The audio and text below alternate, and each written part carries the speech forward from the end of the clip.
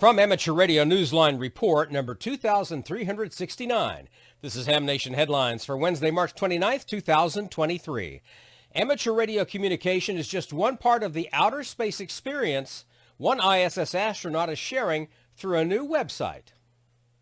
The website's better known as ELF in space, and it's been created by the Mohammed bin Rashid Space Centre in Dubai and the Emirates Literature Foundation as a communications tool about technology and the space program. It features Sultan Al Nayadi, KI-5VTV, the second astronaut from the United Arab Emirates. Al Nayadi is giving its visitors a window into his 6-month experience on board the International Space Station. Other UAE astronauts such as Hazar Al-Masuri and Nora Al-Matrushi will join him. The website has a strong tie-in to the classroom experience, and each week new topics will be released discussing the challenges and discoveries of space travel. There are also classroom-based activities for educators to download for their students. As part of a 20-week learning program, students around the world will watch each episode as it's released with subtitles. This is John Williams, VK4JJW.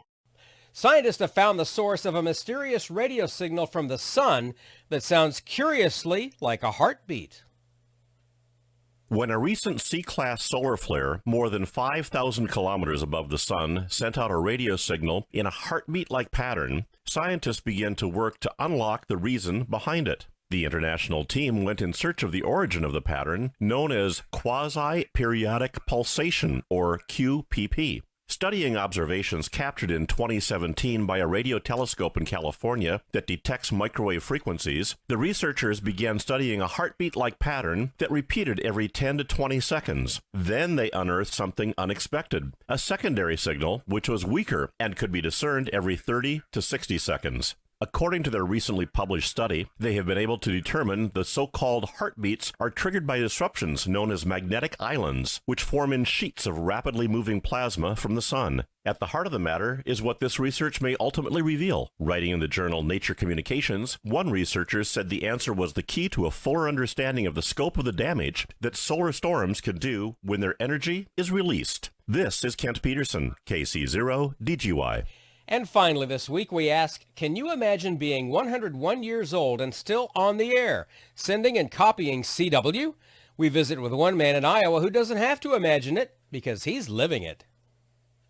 Just like the Morse code he loves to send, the 101 years of Lowell Dibble W0TER have been a continuous wave. The Iowa man turned 101 years old on St. Patrick's Day, and according to several press reports and a video on YouTube, his longevity and enthusiasm, like his ability to send CW, transmit a powerful message on a daily basis. Lowell has a long history on the air. He served as a radio officer with the Merchant Marine during World War II. An amateur extra-class operator, he has regular QSOs with his friends using CW and keeps active at the retirement community where he lives. His mental workouts with code are complemented by his daily routine of physical workouts that start his day. His son Mark told TV station KCRG in an interview just days before his father's birthday that what keeps him going is, quote, the excitement of just wanting to do things. Get up in the morning. It's not, what am I going to do? It's, what of all these things am I going to do today? End quote.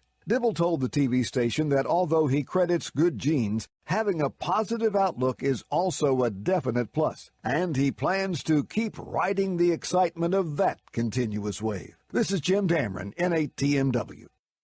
A reminder, the nominating period for the 2023 Amateur Radio Newsline Bill Pasternak WA6ITF Young Ham of the Year Award is now open.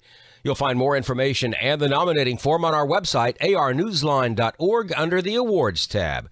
We'll present the award in August at the Huntsville Hamfest in Alabama. And that's all from the Amateur Radio Newsline, your independent source for amateur radio news for 4 decades and counting at arnewsline.org.